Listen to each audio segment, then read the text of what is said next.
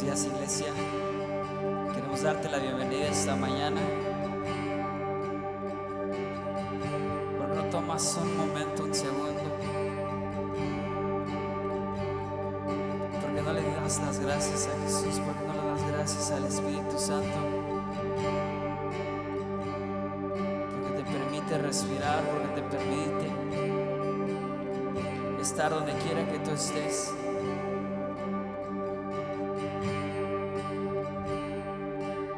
Entra por sus atrios con acción de gracias. Así que dale las gracias, dile que Él es bueno, dile que Él es santo.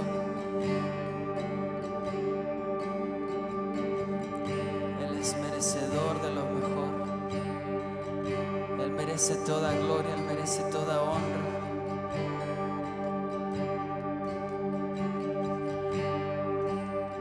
Así que te exaltamos esta mañana, Padre. Estamos listos para exaltarte, estamos listos para adorarte. Toma tu lugar. Toma tu lugar en este momento. Así que te acompaño, que cantes con nosotros, que adores con nosotros. Y que le digas: y todo está preparado aquí, la casa y mi corazón también. Eres el único motivo que me hizo llegar. Los hijos ya están llegando aquí. Ahora somos dos o tres o más. Encuentro mi corazón dispuesto a quemar por ti. Y todos los versos y canciones que conseguí cantar, todas las veces quebrantado, hoy quiero declarar: tuyo es el reino, la gloria por siempre, tuyo el dominio. Amén, amén. Tuyo es el reino, la gloria por siempre,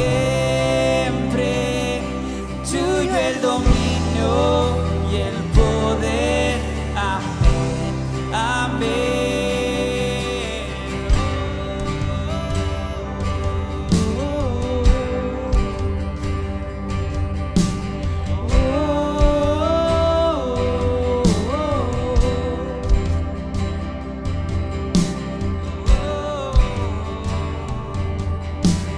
Oh,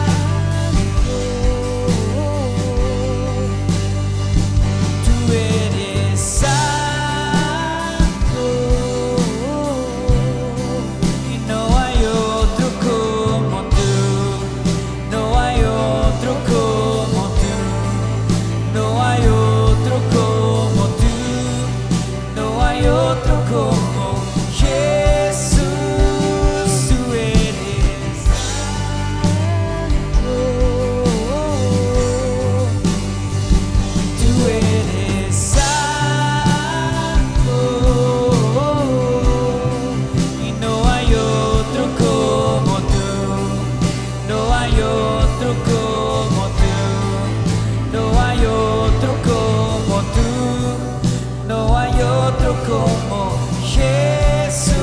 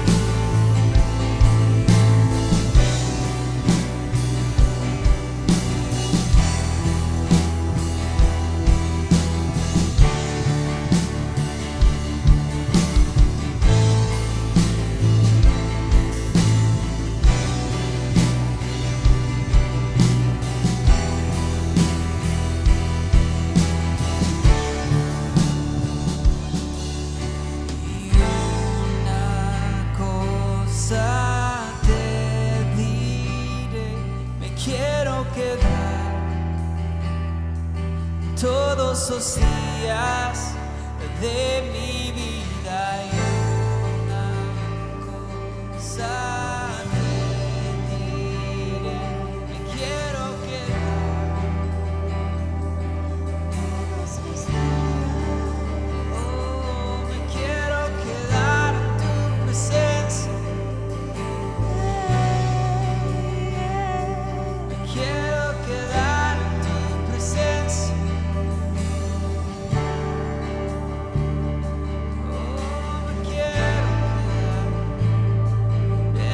Presencia y poder contemplar tu majestad. Oh, yo me quiero quedar en tu presencia y poder contemplar tu majestad. Oh,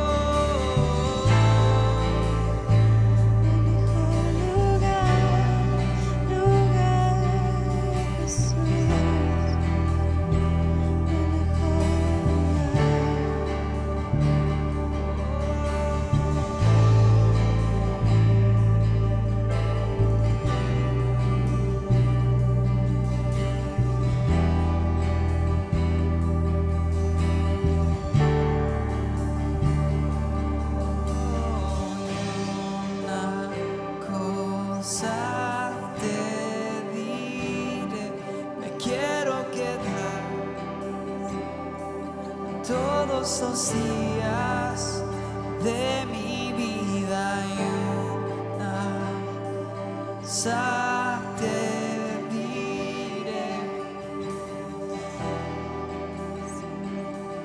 todos los días sin poder contemplar, y poder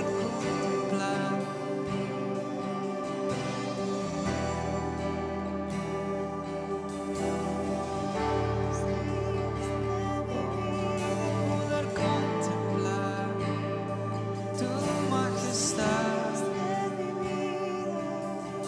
poder contemplar tu majestad, poder contemplar tu majestad y poder contemplar tu majestad y darte mi adoración.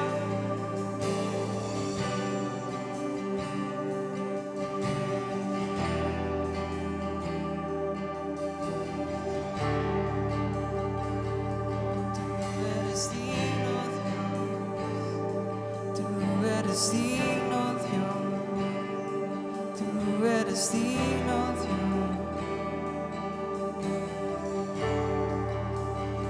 Oh, tú eres digno, Cordero. Tú eres digno, Cordero de Dios. Oh, tú eres digno.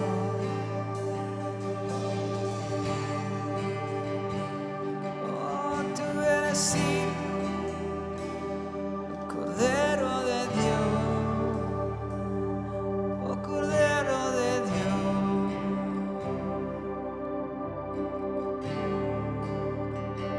Oh, Cordero de Dios.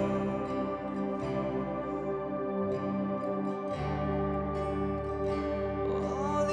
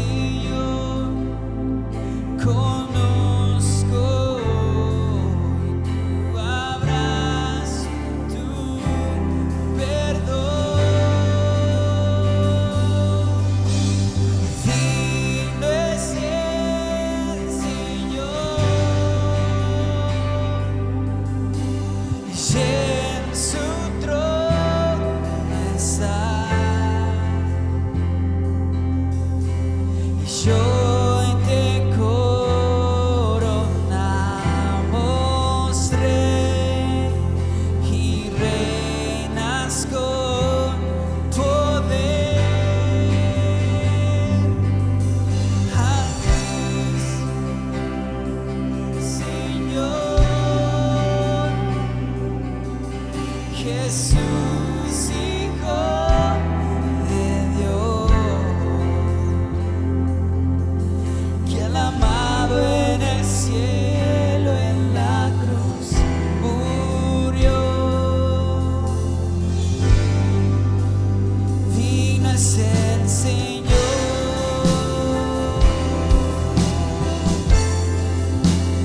digno es el Señor.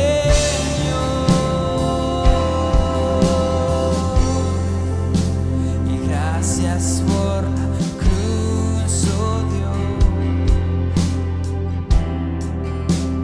precio que pagaste por mí, llevando mi pecado ahí, sublime amor, tu gracia Gracias por tu amor, oh Dios,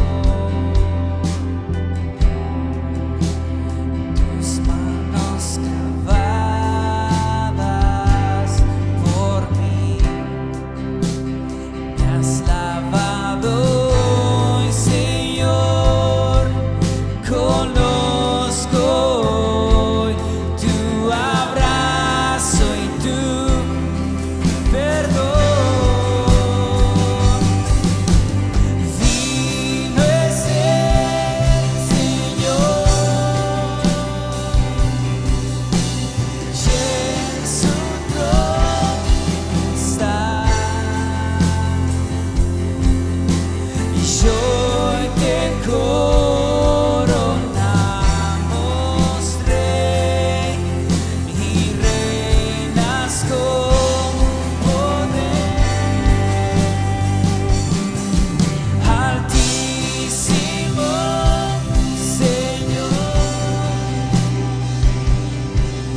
Jesús, Hijo de Dios, que el amado del cielo en la cruz murió. Digno es el Señor,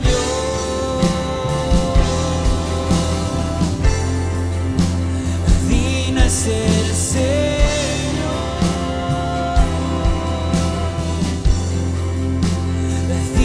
Es el Señor,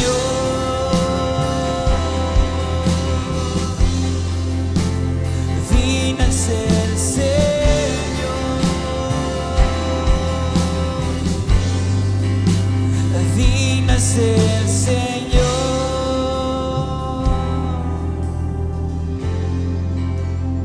digno es el Señor.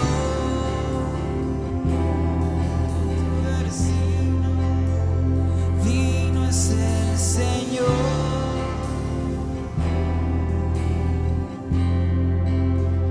digno es el Señor,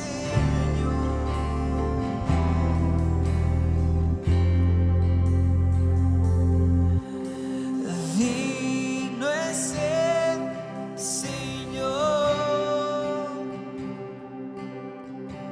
y en su trono está. Y hoy te coronamos rey y reinas con poder, altísimo Señor, Jesús, Hijo de Dios, que el amado del cielo en la cruz murió. Digno es el Señor,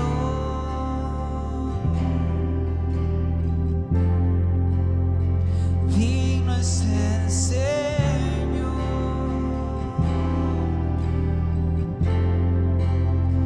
digno es el Señor.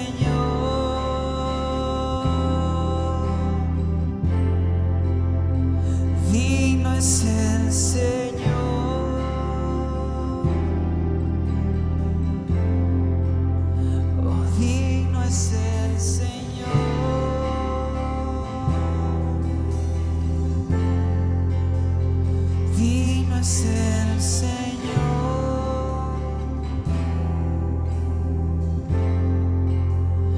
digno es el Señor,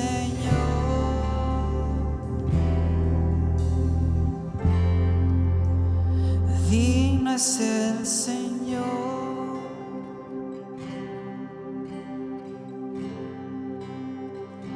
digno es el Señor.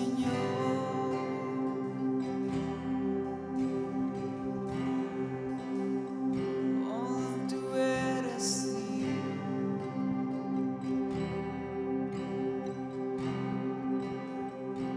Oh, tú eres digno.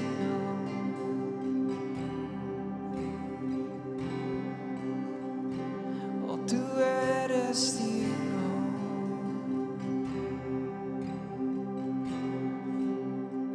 Oh, digno de gloria y honra.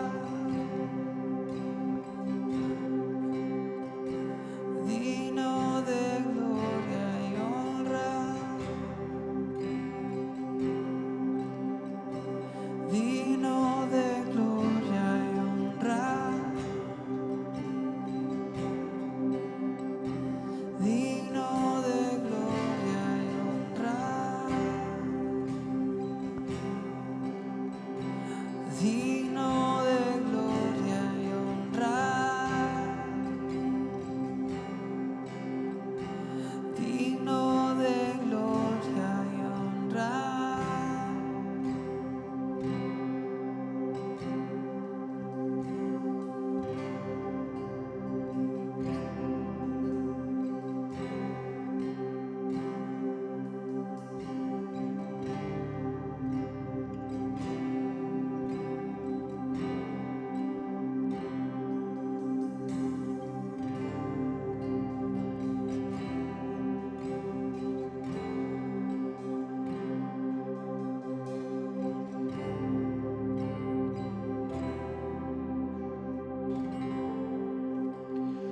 Buenos días a todos que nos acompañan en esta mañana. Nosotros somos la primera iglesia bautista en Haltom City. Les saludamos a todos a ustedes que están en este tiempo juntamente con nosotros, que han alabado al Señor, y también ahora en este tiempo de leer la palabra y de buscar aprender lo que la palabra de Dios nos tiene a enseñar en esta mañana. Entonces, ahí donde usted esté ahora con su familia, en su casa, les invito a que abran sus Biblias en el Evangelio de Lucas, en el capítulo 5. Evangelio de Lucas, en el capítulo 5. Vamos a leer del versículo 1 hasta el versículo 11 en esta mañana. Y hoy me gustaría leer primero el pasaje y así vamos a seguir y pedir al Señor que nos dé entendimiento de lo que quiere decir este texto. Entonces vamos a leer juntos Lucas en el capítulo 5, del versículo 1 hasta el versículo 11. Y dice así la palabra de Dios. Aconteció que estando Jesús junto al lago de Genezaret, el gentío se agolpaba sobre él para oír la palabra de Dios. Y vio dos barcas que estaban acerca de la orilla del lago, y los pescadores, habiendo descendido de ellas, lavaban sus redes. Y entrando en una de aquellas barcas, la cual era de Simón, le rogó que la apartase de tierra un poco, y sentándose enseñaba desde la barca a la multitud. Cuando terminó de hablar, dijo a Simón: boga mar adentro y echad vuestras redes para pescar. Respondiendo Simón le dijo: Maestro, toda la noche hemos estado trabajando y nada hemos pescado, mas en tu palabra echaré la red. Y habiéndolo hecho, encerraron gran cantidad de peces, y su red se rompía. Entonces hicieron señas a los compañeros que estaban a la otra barca para que viniesen a ayudarles, y vinieron y llenaron ambas barcas de tal manera que se hundían. Viendo esto, Simón Pedro cayó de rodillas ante Jesús diciendo: apártate de mí, Señor, porque yo soy hombre pecador. Porque por la pesca que habían hecho él, temor se había apoderado de él y de todos los que estaban con él. Y asimismo de Jacobo y Juan, hijos de Zebedeo, que eran compañeros de Simón. Pero Jesús dijo a Simón: no temas, desde ahora serás pescador de hombres. Y cuando trajeron a tierra las barcas, dejándolo todo, le siguieron. Vamos a orar.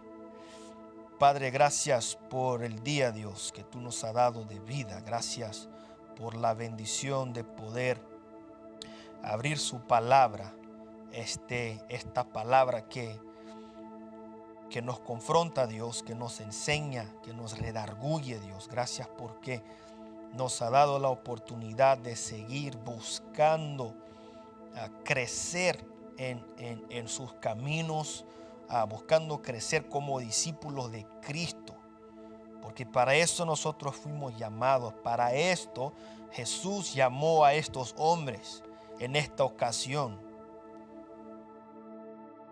Háblenos, Dios, ahora en este tiempo por medio de su Espíritu, y que este Espíritu nos dé la guianza que necesitamos para comprender este mensaje. Y somos agradecidos, Dios, por las bendiciones que tenemos, por la salvación que tenemos y por el perdón que nos ha dado de nuestros pecados. Y todo esto ponemos en tus manos y somos agradecidos en el nombre precioso de Cristo. Amén y amén. Hermanos, como podemos ver aquí, Jesús llama a sus primeros discípulos. Jesús está en el lago. Jesús pasaba junto al lago de Genezaret y enseñaba a algunas personas ahí en este lugar. El lago de Genezaret nada más es un otro nombre para el mar de Galilea. Estamos hablando entonces del mar de Galilea. Todo esto que estaba alrededor de estos hombres era el mar de Galilea, y la gente que vivía ahí en esta región, en el tiempo de Jesús, la región de Galilea era una región muy importante para la economía de este lugar. Por eso muchos pescadores estaban ahí. Muchos pescadores vivían cerca del mar de Galilea, trabajaban ahí. Y ahí también vivían muchos intelectuales de los judíos, muchos estudiosos. Muchas de las sinagogas estaban en la región de Galilea. Muchos de los rabinos bien importantes en la historia de los judíos vivían ahí, en esta región. Los más respetados rabinos en realidad estaban ahí, eran de ahí. Y hermanos, este mar, el mar de Galilea, era también un lugar muy importante para la economía local de este lugar, lo que atraía muchos negocios, muchos mercadores. La pesca era una de las actividades más comunes en este tiempo, y estos hombres eran pescadores, dice así la palabra de Dios. Pero hay algo bien interesante en esta historia. En medio de los judíos, en el judaísmo, los hombres ya desde bien jóvenes eran observados en las sinagogas, en las escuelas. Eran observados por los rabinos, por los líderes espirituales, por los estudiosos de este tiempo. Y estos estudiosos, observando el crecimiento de cada uno de ellos, buscaban agarrar los que iban a ser sus estudiantes, los que iban a ser sus discípulos, los que ellos iban a invertir de su tiempo, de su inteligencia en estas vidas, para que en el futuro estos pudieran ser también maestros de la ley, como los rabinos. Y fíjense bien, Jesús en este tiempo ya era conocido como un rabino, como un maestro. Pero, como acabamos de ver, había una selección. Solamente los que eran considerados los mejores, los más inteligentes, estos eran seleccionados. Los demás, estos tenían que dedicarse a la pesca. Estos tenían que dedicarse a vender otras cosas. Estos tenían que dedicarse a la agricultura. Tenían que trabajar en otras cosas porque otros ya habían sido seleccionados, escogidos por los rabinos. Entonces fíjense bien, estamos delante de una situación. Jesús está en el centro intelectual y económico de esta región, en Galilea. Jesús recién empezara su ministerio, entonces él buscaba seguidores, él buscaba discípulos, él buscaba los que él iba a invertir de su tiempo a enseñar a estos hombres, como todos los rabinos de esta región. Y la palabra dice, nos muestra de que estos hombres estaban ahí a pescar. Simón era un pescador, su hermano Andrés un pescador, Jacobo y Juan, los hijos de Zebedeo, también eran pescadores. Fíjese bien, diferentemente de lo que vemos después con el apóstol Pablo, este es un ejemplo. La palabra dice de que Pablo creció a los pies de Gamaliel, un sabio rabino, de los más sabios de su tiempo, ahí en Jerusalén. Diferentemente de Pablo, estos hombres no tenían a ninguno de los rabinos ahí con ellos. Y la prueba de que estos hombres no eran considerados los más inteligentes de este tiempo, los más capacitados a la mirada de los hombres, está en el libro de los Hechos, en el capítulo 4, donde los fariseos están ahí delante de estos hombres ya después de la resurrección de Cristo, y ellos hacían maravillas. Y el Sanedrín reconoce de que Pedro y Juan eran hombres sin letras, sin estudio. No eran los más inteligentes, pero hacían maravillas en el nombre de Jesús. ¿Saben por qué? ¿Saben por qué esto pasa aquí? Porque, hermanos, fíjense bien en esto que yo les voy a decir. Jesús ve lo que el mundo no tiene la capacidad de ver. Jesús, cuando mira a una persona, lo que él ve en esta persona, los hombres, el mundo no tiene la capacidad de ver. Jesús ve más allá. Jesús conoce cada detalle de mi personalidad y de su personalidad. Entonces, en el lugar considerado el centro intelectual y económico, Jesús estaba en el lugar correcto para buscar sus discípulos. Pero la manera como él hizo y los que él escogió, esta manera no fue la manera como los del mundo hacían. Jesús lo hace diferente. Y con esto vamos a regresar al texto. Lo que Jesús ve en ti y en mí, nadie más tiene la capacidad de ver. Esta no fue la primera vez que Jesús vio a Pedro, a Simón. Ella le había visto. Jesús ya era conocido en esta región. Jesús ya había empezado a hacer milagros. Pedro sabía quién era Jesús. Y fíjense bien en el versículo 3 del capítulo 5. Jesús, entrando en aquellas barcas, la cual era de Simón, le rogó que le apartase de tierra un poco, y sentándose enseñaba desde la barca a la multitud. Jesús sale del lugar donde él está y él se va ahí delante de Pedro. El versículo 4 sigue: cuando terminó de hablar, dijo a Simón: boga mar adentro y echad vuestras redes para pescar. Fíjense bien ahora en el versículo 5. Respondiendo Simón le dijo: Maestro, toda la noche hemos estado trabajando y nada hemos pescado, mas en tu palabra echaré las redes. Hermanos, ¿sabe por qué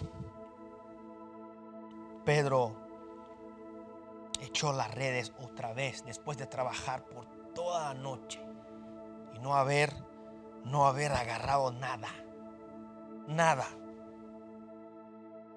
Porque él, juntamente con su hermano Andrés y los otros, ellos ya habían escuchado de que Jesús era el Cristo, de que el rabino que estaba ahí, que se llamaba Jesús, que hacía maravillas, que este hombre era un hombre diferente.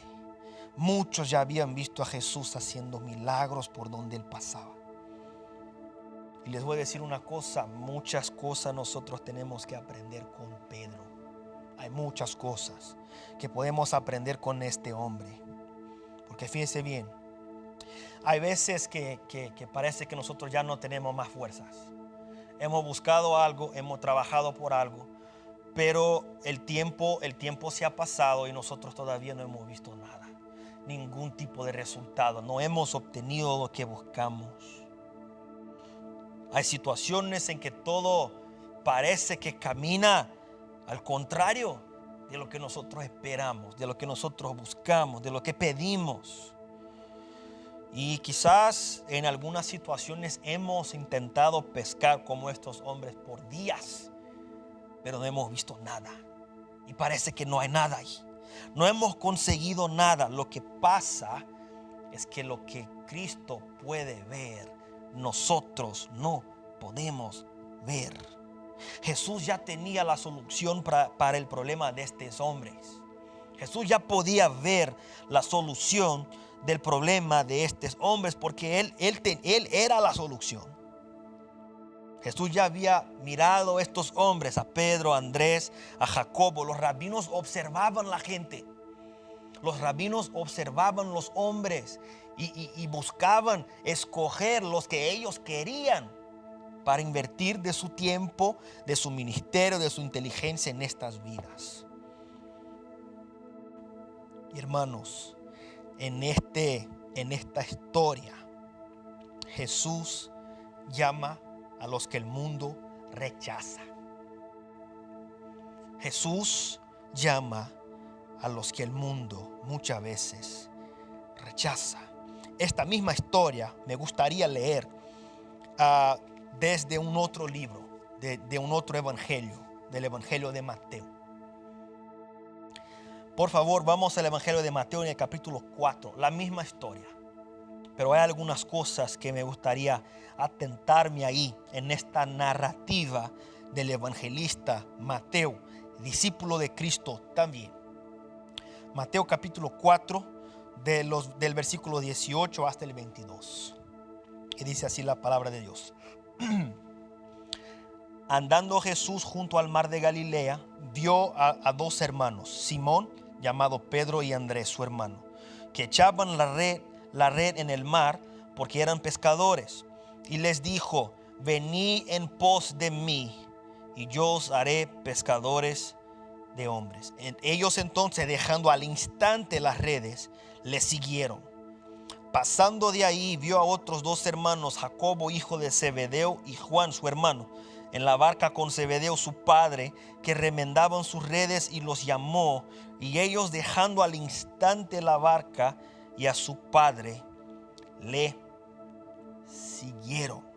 Hermanos, fíjense bien. Los hombres que habían sido rechazados por todos los rabinos de esta región ahora están delante del rabino de los rabinos, diciéndole a ellos: síganme ustedes, venid,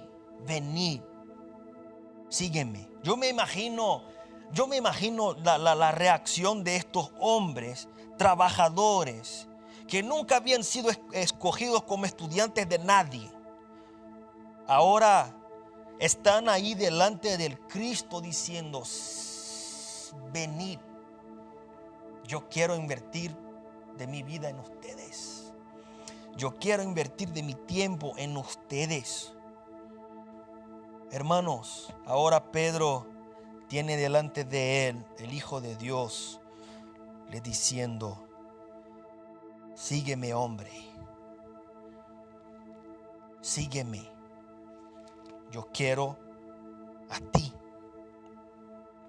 Y con esto podemos empezar a entender un poco por qué, regresando ahora en el Evangelio de Lucas, en el capítulo 5, versículo 8, como Pedro se arrodilló delante de Jesús y le dije: Señor, apártate de mí, porque yo soy pecador. Apártate de mí, maestro, rabí, apártate de mí. Yo soy pecador. Yo no soy digno de esto. Jesús sabía que nadie ahí era digno de esto. Pero lo que Jesús ve, el mundo no puede ver. Lo que Jesús ve, nosotros no podemos ver. Jesús llama a los que el mundo rechaza. Jesús ve lo que el hombre no tiene la capacidad de ver. Jesús vio en Pedro lo que ninguno de los rabinos de este tiempo pudieran ver. Ninguno de ellos. Pero Jesús sí. Y fíjese bien el versículo 10 del capítulo 5 de Lucas. Y asimismo a Jacob y a Juan, hijo de Zebedeo, que eran compañeros de Simón. Pero Jesús dijo a Simón: no temas, hombre. Desde ahora serás pescador de hombres. Jesús, aún estando en el lugar donde vivían los que eran considerados los mejores estudiantes, los más inteligentes, los más preparados, los que se iban a las sinagogas a recitar la Torá, la Biblia de los judíos, los que estaban ahí. Es interesante para mí de que Jesús no se fue a una sinagoga a buscar sus discípulos. Él se fue al mar de Galilea. Los rabinos sí iban a las sinagogas a buscar los mejores estudiantes. Jesús, aún viviendo en este lugar, escoge a hombres como usted y yo. Hermanos, Jesús se presenta a la gente. Jesús se presentaba a sus discípulos. Sus discípulos no tuvieron que ponerse ahí delante de él y pedirle: Señor, puedo ser su estudiante, puedo ser su discípulo. No, Jesús se fue ahí.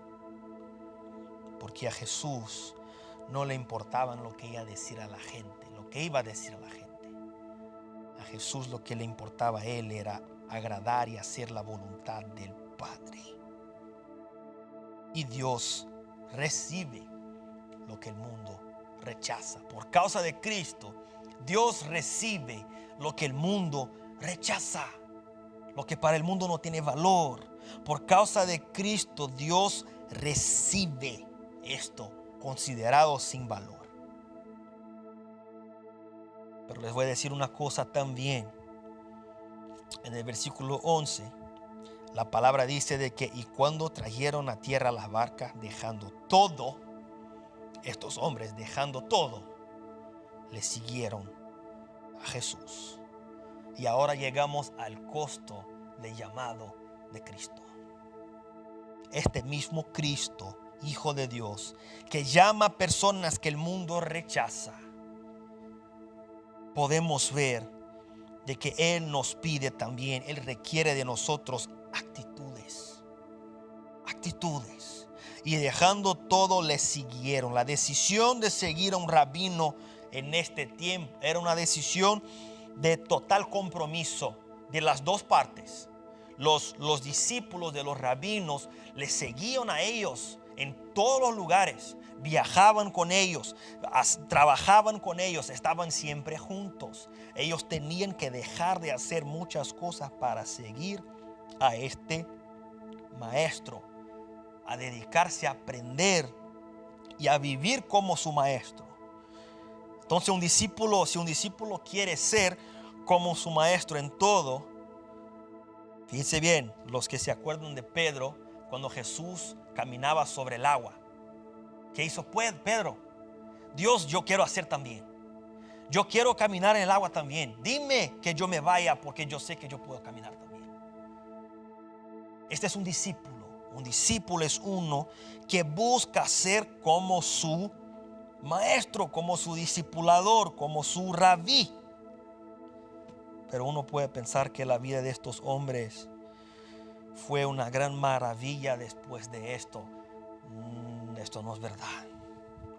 Si nos vamos un poco adelante en el Evangelio de Lucas, en el capítulo 9, los versículos del 23 al 26, la palabra de Dios dice así.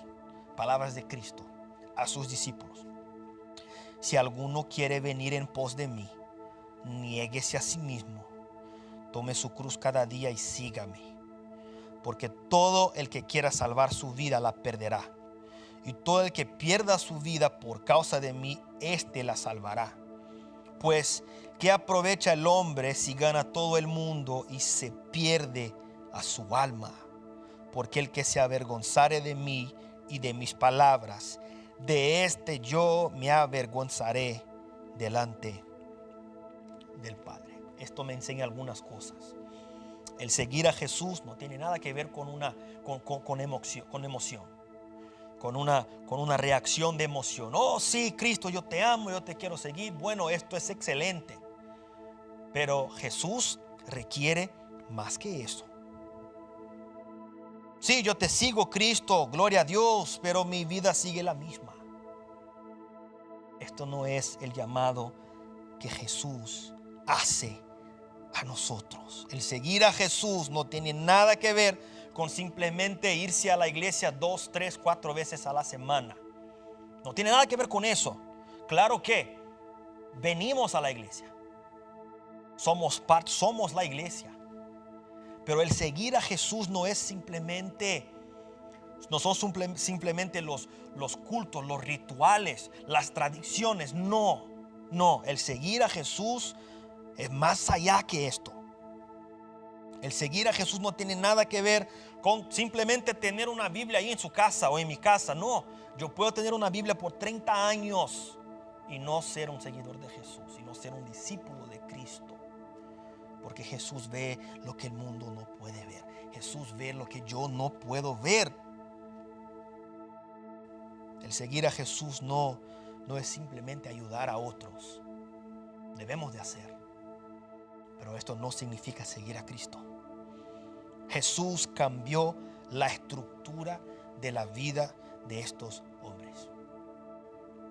Después de este día, Jesús ha cambiado la estructura, la manera como estos hombres vivían. Y Él cambia la estructura de su vida también. El seguir a Jesús tiene que ver con un cambio completo de mentalidad. La palabra metanoia es un cambio completo de mentalidad, la manera de ver algo, de vivir. Jesús ve. Lo que Jesús ve es diferente de lo que nosotros podemos ver. Hermanos, para los que no saben, Pedro murió crucificado al revés por los romanos al final de su vida. Pero él sabía la razón. Él sabía por qué esto había de pasar con él. Los demás discípulos, todos fueron perseguidos por su fe hasta la muerte. Todos estos hombres fueron perseguidos hasta el punto de muerte. Pero ellos sabían la razón. ¿Sabe por qué? Porque la palabra dice de que dejándolo todo les siguieron. Estos hombres, a ellos no les importaba lo que iba a pasar. Ellos sabían al maestro que ellos seguían. Nosotros muchas veces desistimos muy fácilmente de vivir como Cristo, de buscar hacer como Cristo.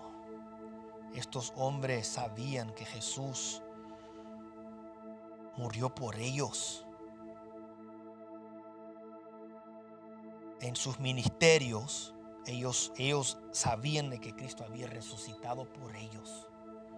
Estos hombres sabían que Jesús no se avergonzaba de ellos.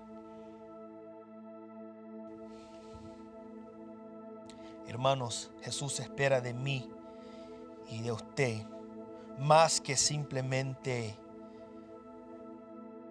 venir a la iglesia el domingo, el miércoles, el viernes, lo que sea.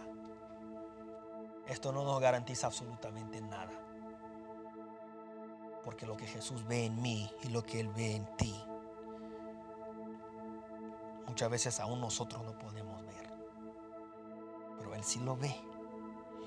Jesús espera más de mí y de ti que simplemente seamos estudiosos dedicados de la palabra. Debemos de ser y debemos de buscar comprender lo que está en este libro perfecto que creemos que es la palabra de Dios. Pero Jesús espera más. Jesús espera que nosotros utilicemos los dones que Él nos dio, que quizás nosotros ni sabemos, pero Él sí lo sabe porque Él ve las cosas que nosotros no podemos ver. Que utilicemos estas cosas para la expansión de su reino. Jesús espera que usted viva una vida de renuncia. Tome su cruz y sígueme. Tome su cruz y sígueme. Jesús espera que usted mire a los otros con compasión. Y ahora me refiero a algo que creo que todos nosotros hemos visto delante de tantas otras cosas. Miramos alrededor de nosotros lo que está pasando en el mundo. El mundo está en completa desorden. Pero me refiero, hablando de la compasión, de lo que nosotros pudimos ver, de lo que pasó el lunes ahí en Minneapolis. Un hombre muerto por un policía de una manera terrible, de una manera horrible. Se hace hasta un poco difícil para mí hablar de esto. Jesús espera que nosotros seamos pacificadores, hermano, diferente de lo que nosotros hemos visto, en especial en lo que pasó con este hombre. Jesús espera que perdonemos a todos los que nos ofenden. Jesús espera que actuemos con gracia hasta los demás. Y cuando miramos alrededor de nosotros, lo último que vemos es gracia. Yo les voy a decir de que yo tengo muchos amigos afroamericanos y me gustaría decir esto a cada uno de ellos: no se olviden de que Jesús, lo que Jesús ve en ustedes, el mundo no puede ver. Pero Jesús sí, Él lo ve. Yo me compadezco, yo lloro con esta gente. Yo no puedo imaginar el dolor de este hombre asesinado delante de cámaras por un hombre que tenía la responsabilidad de mantener la orden.